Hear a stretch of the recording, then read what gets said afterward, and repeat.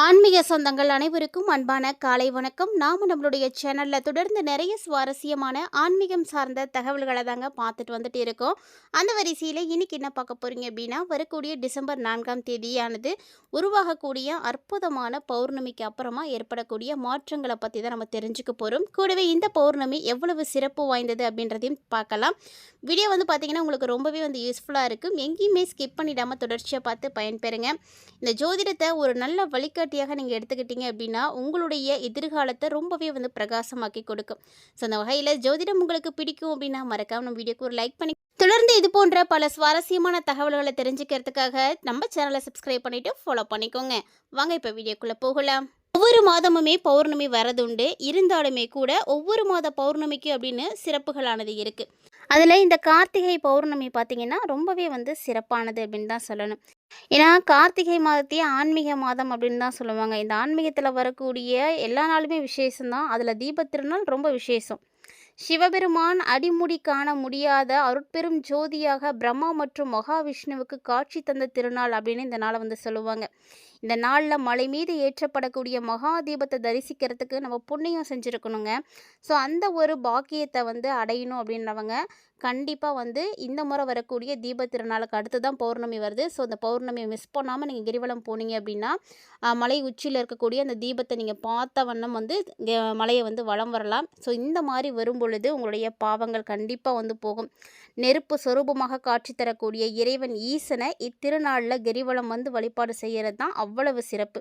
So அதுதான் இந்த பௌர்ணமியில் இருக்கக்கூடிய சிறப்பே. பௌர்ணமியை விட கார்த்திகை மாத பௌர்ணமி எல்லா பௌர்ணமியை விட சிறப்பு அப்படின்னு சொல்கிறதுக்கு இதுதான் காரணம். ஏன்னா இந்த பௌர்ணமியில் தான் 33 முனிவர்களும் தேவர்களும் திருவண்ணாமலையை கிரிவலம் வருவாங்க அப்படின்னு சொல்லுவாங்க. எப்படிப்பட்ட சிறப்புமிக்க பௌர்ணமியை, சக்தி கொண்ட பௌர்ணமியை கண்டிப்பாக யாரும் மிஸ் பண்ணாதீங்க. இறைவன் குடியிருக்கக்கூடிய மலையை பக்தியோடு சுற்றி வரக்கூடிய மக்களுடைய அனைத்து விதமான கோரிக்கைகளையும் நிறைவேற்றி கொடுப்பார். எம்பெருமான் ஈசனை இந்த நாளில் மனசார நீங்கள் பிரார்த்தனை செய்துக்கோங்க. இன்றைக்கி பார்த்தீங்கன்னா பரணி தீபம் ஏற்றக்கூடிய ஒரு அற்புதமான நாள், செவ்வாய்க்கிழமை. ஸோ ஒவ்வொரு வீடுகள்லையுமே மறக்காமல், அதாவது வாசலில் பார்த்தீங்கன்னா 5 விளக்கு ஏற்றுங்க. அதுவும் குறிப்பாக நெய் விளக்காக ஏற்றுறது ரொம்ப விசேஷம். ஸோ இந்த மாதிரி நீங்கள் செய்யும் பொழுது உங்களுக்கு ரொம்ப நல்ல மாற்றம் கிடைக்கும். கண்டிப்பாக இந்த நாளை மிஸ் பண்ணாதீங்க. பொதுவாக கிரிவலம் அப்படின்னாலே நம்ம நினைவுக்கு வரக்கூடியது முதல்ல உலக பிரசித்தி பெற்ற சிவத்தலங்களில் ஒன்றாக இருக்கக்கூடிய அண்ணாமலையார் ஆலயம் தாங்க. இந்த திருவண்ணாமலை இருக்கக்கூடிய கோவில் தான் பஞ்சபூதங்களில் அக்னி தலமாக விளங்கக்கூடிய கோவில். இத்தலத்தில் ஒவ்வொரு பௌர்ணமி அன்னைக்குமே கோயிலை ஒட்டி இருக்கக்கூடிய, அதாவது மலையை சுற்றி 16 கிலோமீட்டர் தொலைவிற்கு பல்லாயிரக்கணக்கான பக்தர்கள் கிரிவலம் வந்துட்டுருக்காங்க. ஸோ இதெல்லாம் வரதை விட இந்த நாளில் வர்றது ரொம்ப சிறப்பு.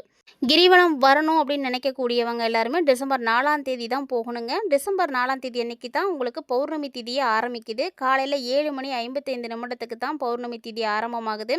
டிசம்பர் 5ஆம் தேதி அதிகாலை 3:55 வரைக்குமே பௌர்ணமி திதியானது இருக்கும். ஸோ இந்த டைமில் நீங்கள் மலைக்கு நீங்கள் கிரிவலம் போகலாம். அதாவது பௌர்ணமி திதி எப்போ ஆரம்பித்து எப்போ முடியுதோ அது வரைக்கும் நீங்கள் கிரிவலம் போய்க்கலாம்.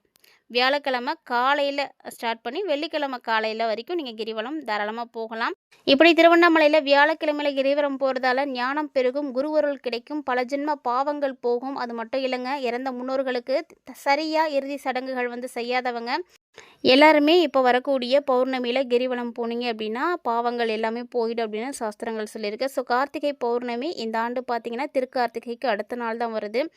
ஸோ இந்த நாளில் நீங்கள் வழிபாடுகள் செய்வது உங்களுக்கு பல கோடி புண்ணியங்களை பெற்றுக் கொடுக்கும். அதனால் எல்லாருமே பார்த்தீங்கன்னா கிரிவலம் போங்க. இந்த வீடியோ பார்த்துட்டு இருக்கக்கூடிய நேர் எல்லாருமே இன்றைக்கி எம்பெருமான் ஈசனுக்காக மனசார உங்களுடைய கோரிக்கைகளை பிரார்த்தனையாக வைங்க. கமெண்ட் பாக்ஸில் ஓம் நமச்சிவாயா அப்படின்ற இந்த மந்திரத்தையும் தவறாமல் கமெண்ட் பண்ணுங்கள். அதாவது ஈசனுடைய அருளோடு இன்ற நாள் உங்களுக்கு நல்லபடியாக ஆரம்பமாகும். இப்படிப்பட்ட சிறப்பு மிக்க இந்த தீப திருநாளில் நம்ம தொடர்ந்து பார்த்திங்கன்னா நிறைய விஷயங்கள், நிறைய கிரகங்களுடைய மாற்றங்கள் இருக்குது. ஸோ இந்த மாதம் எப்படி இருக்குது டிசம்பர் மேசராசி நேயர்களுக்கு அப்படின்றத நம்ம பார்த்து தெரிஞ்சுக்கலாம். ஆண்டினுடைய கடைசி மாதமாக இருக்கக்கூடிய டிசம்பர் மாதம் மேசராசி நேயர்களுக்கு பொதுவாக எந்த ஒரு விஷயமாக இருந்தாலுமே அநீதியாக இருக்குது அப்படின்ற பட்சத்தில் அதை தட்டி கேட்கறதுக்கு தயங்காதவர்கள் அப்படின்னு இவங்கள சொல்லலாம். அதேபோல மனதில எதையுமே வந்து வச்சுக்க மாட்டாங்க. அதாவது மனசுல வந்து வச்சு பேசக்கூடியவங்க அப்படின்னு இவங்கள வந்து சொல்லவே முடியாது. சரியா, தப்போ அதெல்லாம் எந்த இடம் அப்படின்னு பார்க்காம எல்லா விஷயத்தையுமே அப்படியே வந்து பேசக்கூடியவர்கள் தான்.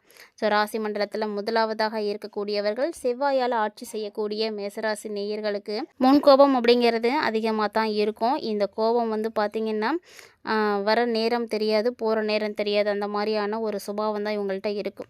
ஸோ இவங்களுக்கு டிசம்பர் எப்படி இருக்குது அப்படின்னு பார்த்தீங்கன்னா, முதல்ல உத்தியோகத்தில இருக்கக்கூடியவங்களுக்கு எப்படி இருக்குன்றத பார்த்துடலாம். உத்தியோகம் செய்யக்கூடியவங்க, அலுவலகத்தில வேலை செய்யக்கூடியவங்க, ஸோ எல்லாருக்குமே பார்த்தீங்கன்னா, சக வேலையாளர்கள் இருப்பாங்க இல்லையா? அவங்களோட உங்களுடைய வேலைகளை எல்லாம் நீங்களும் வந்து பகிர்ந்துக்கிட்டு செய்யும் பொழுது, இதன் மூலமா உங்களுக்கு நிறைய வேலை வந்து குறைய ஆரம்பிக்கும். அது மட்டும் இல்லாம அன்பானது பெருக ஆரம்பிக்கும். ஸோ ஒருவருக்கொருவர் வந்து ஒத்துழைப்போட விட்டு கொடுத்து வேலை செய்யும் பொழுது, அந்த வேலை ஈஸியா வந்து நடக்கும்.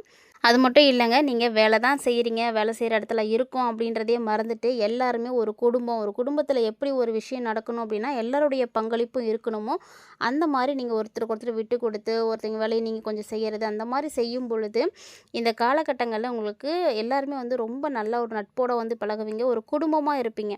அதே போல தான் வியாபாரம் செய்யக்கூடிய மேசராசி நேயர்களுக்கும் இந்த காலகட்டங்கள் நல்லா தான் இருக்கு. ஆனா, ஆரோக்கியத்தில மட்டும் அக்கறை காட்டுங்க. ஏன்னா, ஆரோக்கியம் ரொம்ப ரொம்ப முக்கியமானது. ஆரோக்கிய ரீதியான பாதிப்புகள் இந்த காலகட்டங்கள்ல உங்களுக்கு நிறையவே வந்து இருக்கும். சொல்லப்போனா, வியாபாரத்தில வாடிக்கையாளர்கள்ட்ட மட்டும் நீங்க கோவப்படாம இருக்கணும். அப்படி ஒரு வேளை கோவப்பட்டீங்க அப்படின்னா, உங்களுக்கு வியாபாரம் கெட்டு போயிடும். கூடவே பார்த்தீங்கன்னா, ஏற்கனவே உங்களுக்கு ஆரோக்கியத்தில பிரச்சனைகள் இருக்கு அப்படின்றதுனால, உடல்நலம் தான் வந்து பாதிப்படையும் அப்படின்றத நீங்க புரிஞ்சுக்கோங்க. தேவையில்லாத கோபத்த முதல்ல விட்டுடுங்க. அதாவது கோவப்பட்டீங்க இந்த காலகட்டங்கள்ல அப்படின்னா, உங்களுக்கு இன்னுமே வந்து ஆரோக்கிய குறைபாடுகள் அதிகரிக்கத்தான் செய்யுமே தவிர, எந்த வகையிலயுமே வந்து குறையாது. ஸோ குடும்பத்தில இருக்கக்கூடிய தலைவிகளுக்கு, அதாவது பெண்கள பொறுத்தவரைக்கும், ஒரு குடும்பத்துக்கு நீங்க செலவு செய்யணும் அப்படின்னு வரும்பொழுது, கண்டிப்பா அதில வந்து ரொம்ப கவனத்த வந்து செலுத்துங்க. நீங்க செய்யக்கூடிய செலவு அத்தியாவசிய செலவா இருக்கா அப்படின்றத பாருங்க. ஸோ அத்தியாவசியமா இருக்கு அப்படின்னா, அந்த தேவைய வந்து பூர்த்தி செய்துக்கிறதுக்கு நீங்க கொஞ்சம் செலவுகள் வந்து செய்யலாம். ஆனா, அத தாண்டி நீங்க அனாவசியமான செலவுகள வந்து இந்த காலகட்டங்கள்ல செய்யாம இருங்க. டிசம்பர் மாதம் உங்களுக்கு கையிருப்பு இருக்கணும் அப்படின்னு நினைக்கிறீங்கன்னா, கண்டிப்பா இந்த விஷயத்தில கொஞ்சம் கவனம் எடுத்துக்கணும். ஸோ இப்படி நீங்க இருந்தீங்க அப்படின்னா, உங்களுடைய மதிப்பு பார்த்தீங்கன்னா, ஆட்டோமேட்டிக்கா உயர ஆரம்பிக்கும். குடும்பத்திலேயும் சரி இருக்கக்கூடிய பெரியவங்களும் ஒரு சில விஷயங்கள வந்து சொல்லுவாங்க. தேவையில்லாதது சொல்றாங்க அப்படின்ற பட்சத்தில நீங்க அத வந்து பொருட்படுத்திக்க வேண்டாம். ஒருவேளை பெரியவங்க ஒரு சில விஷயங்கள்ல வந்து செய்யறது உங்களுக்கு வந்து பிடிக்கல அப்படின்னா, நீங்க ஒதுங்கி இருந்துக்கோங்க. தேவையில்லாம அந்த விஷயத்துல நீங்க தலையிடாம இருங்க. அதுதான் உங்களுக்கு நல்லதும் கூட. கலைஞர்கள பொறுத்தவரைக்கும் இந்த காலகட்டங்கள்ல நெறைய விஷயங்கள் உங்களுக்கு நல்லா நடக்கும். ஏன்னா, இந்த டைம்ல நீங்க படப்பிடிப்பெல்லாம் முடிந்து, இன்னும் திரைக்கு வராம இருக்கு அப்படின்னு தவிச்சிட்டு இருக்கக்கூடிய அந்த படம் பார்த்தீங்கன்னா, இப்போ உங்களுக்கு வெளிவர ஆரம்பிக்கும். ஸோ, இந்த மாதத்துல உங்களுக்கு அந்த திரையிடக்கூடிய தேதி, அது வந்து வெளிவரக்கூடிய நாள், இதெல்லாம் பார்க்கறதுக்கு ரொம்ப சந்தோஷமா இருக்கும். ஸோ, நெறைய எதிர்பார்ப்புகளோடையும், கனவுகளோடையும் இருக்கக்கூடிய கலைஞர்களுக்கு புதிய புதிய வாய்ப்புகள் இந்த காலகட்டங்களில் கிடைக்க போகுது. ஸோ கிடைக்கக்கூடிய வாய்ப்புகளை நீங்கள் சரியாக வந்து பயன்படுத்திக்கிறது உங்களுக்கு கண்டிப்பாக வந்து நல்லது. ஏன்னா இதை தாண்டி தான் உங்களுக்கு அடுத்தடுத்த ப்ராஜெக்ட் எல்லாம் வரப்போகுது. அதனால் உங்களுடைய திறமைகளை முழுமையாக வெளிக்காட்டுறதுக்கான ஒரு நல்ல ஒரு வாய்ப்பு கிடைக்குது அப்படின்னா, அதை யாருமே வந்து மிஸ் பண்ணிடாதீங்க. அதே போல் கல்வி பயிலக்கூடிய மாணவர்களுக்கு இந்த டிசம்பர் இப்போ எப்படி இருக்குது அப்படின்னா, ரொம்ப ரொம்ப கவனமாக இருக்கணும்.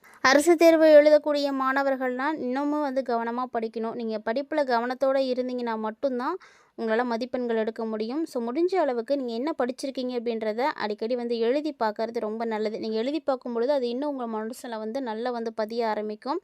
நேரத்தை வீணடிக்காமல், வெளியில் சுற்றிட்டு திரியாமல், படிப்பு நேரத்தில் படிப்பு சார்ந்த விஷயங்களுக்காக நீங்கள் கொஞ்சம் நேரத்தை செலவு பண்ணீங்க அப்படின்னா, அந்த படிப்பு அப்படிங்கிறது சரியான ஒரு நேரமாக இருக்கும். அந்த தேர்வு சமயத்தில் கொஞ்சம் வந்து நல்லா படித்து வச்சுட்டீங்க அப்படின்னா, உங்களுக்கு எக்ஸாமில் வந்து ஈஸியாக இருக்கும். ஸோ நீங்கள் மதிப்பெண்கள் நிறைய எடுக்கலாம். சொல்லப்போனால் நீங்கள் செய்யக்கூடிய அந்த கடின முயற்சி தான் உங்களுக்கு அதில் வெற்றியை கொடுக்க போகுது. அதனால் நீங்கள் அந்த விஷயத்துக்கு வந்து வெற்றி பெறணும் அப்படின்னு நினச்சிட்ருக்கீங்கன்னா, கண்டிப்பாக கடினமான உழைப்பு முக்கியம். அனாவசியமாக நேரத்தை செலவிடாமல் படிப்பில் முழுமையான கவனத்தை செலுத்துங்க. கண்டிப்பாக நீங்கள் நல்ல முயற்சி பண்ணீங்கன்னா உங்களுக்கு வேலையும் கிடைக்கும். 7:30 சனியினுடைய ஆரம்பம் வேற இருக்குது. ஏன்னா சனி பகவான் வக்ர நிவர்த்தி ஆயிட்டாரு. இந்த டிசம்பர்லேருந்து பார்த்தீங்கன்னா கொஞ்சம் கேர்ஃபுல்லாக தான் இருக்கணும். கிட்டத்தட்ட பார்த்தீங்கன்னா சனி பகவான் முழுமையாக வந்து செயல்பட இருக்கக்கூடிய நேரத்தில் ஆரோக்கிய குறைபாடுகள் அதிகமாக இருக்கும். உங்களுடைய ஆரோக்கியத்த நீங்க தான் வந்து நல்லபடியா பராமரிக்கணும். உங்கள தாண்டி வேற யாரும் வந்து உங்கள வந்து நல்லா பார்த்துக்க முடியாது. ஸோ உங்க ஆரோக்கியத்துக்கு என்ன தேவையோ அத வந்து நீங்க சரியா எடுத்துக்கிறது தான் முக்கியம். இந்த காலகட்டங்கள்ல இன்னுமே உங்களுக்கு நல்ல விஷயங்கள் நெறைய நடக்கணும். பிரச்சனைகள் இருக்கக்கூடாது. கிரகமைப்புகள் மூலமாக உங்களுக்கு பாதிப்புகள் நிகழாம இருக்க, உங்களுடைய ராசி அதிபதியா இருக்கக்கூடிய செவ்வாய் காரகனா இருக்கிற முருகப்பெருமான நீங்க வழிபாடு செய்யுங்க. முருகனுக்கு அரளி மலர்களால் மாலையோ அல்லது பூச்சரமோ கட்டி நீங்கள் அதை போய் தொடுத்துட்டு செவ்வாய்க்கிழமை வழிபாடு செய்துட்டு முருகனுக்கு நீங்கள் தீபம் ஏற்றி வழிபாடு செய்துட்டு வரும்பொழுது கண்டிப்பாக உங்களுக்கு நிறைய விஷயங்களில் மாற்றங்கள் கிடைக்கும். நீங்கள் மேசராசினிகளை பொறுத்த வரைக்கும் அதிகமாக வந்து முருகப்பெருமான வழிபாடு செய்யுங்க. முருகன் கோவிலுக்கு போங்க. மலை மேலே இருக்கக்கூடிய முருகனை நீங்கள் தரிசனம் செய்கிறது உங்களுடைய வாழ்க்கையை வந்து சிறப்பாக மாற்றி கொடுக்கும். நீங்கள் எந்த அளவுக்கு வழிபாடுகள் செய்கிறீங்களோ அந்த அளவுக்கு வந்து முருகனுடைய அருள் உங்களுக்கு வந்து கிடைக்கும். முருகப்பெருமான் மூலமாக நீங்கள் நிறைய விஷயங்களில் மாற்றங்களை பார்க்க போகிறீங்க. இந்த வீடியோ பதிவில் நிறைய தகவல்களை மேசராசி நேயர்களாகி நீங்கள் பார்த்துருப்பீங்கன்னு நினைக்கிறேன். கண்டிப்பாக இந்த பௌர்ணமி எவ்வளவு சிறப்பு வாய்ந்தது அப்படிங்கிறதையும், பௌர்ணமிக்கு அப்புறமா ஏற்படக்கூடிய மாற்றங்கள் உங்களுக்கு என்னென்ன வகைகளில் வந்து உதவியாக இருக்குது, என்னெல்லாம் செய்யணும் செய்யக்கூடாது அப்படின்றதையும் நீங்கள் தெளிவாக பார்த்துருப்பீங்கன்னு நினைக்கிறேன். கண்டிப்பாக இந்த பதிவு உங்களுக்கு பிடிச்சிருந்துருக்குன்னு நினைக்கிறேன். ஒருவேளை பிடிச்சிருந்தது அப்படின்னா லைக் பண்ணுங்கள், ஷேர் பண்ணுங்கள், மறக்காமல் கமெண்ட் பண்ணுங்கள். இது மட்டும் இல்லாமல் இது போல் இன்னுமே பல இன்ட்ரெஸ்டிங்கான தகவல்கள் நம்மளுடைய சேனலில் தினம்தோறுமே நம்ம பதிவேற்றம் செய்துட்டு இருக்கோம். ஸோ அதையெல்லாம் தொடர்ந்து பார்க்குறதுக்கு மறக்காமல் சேனலோடு இணைந்திருங்க. மீண்டும் இது போல் மற்றும் ஒரு சுவாரஸ்யமான ஆன்மீக தலைப்பில் சந்திக்கலாம்.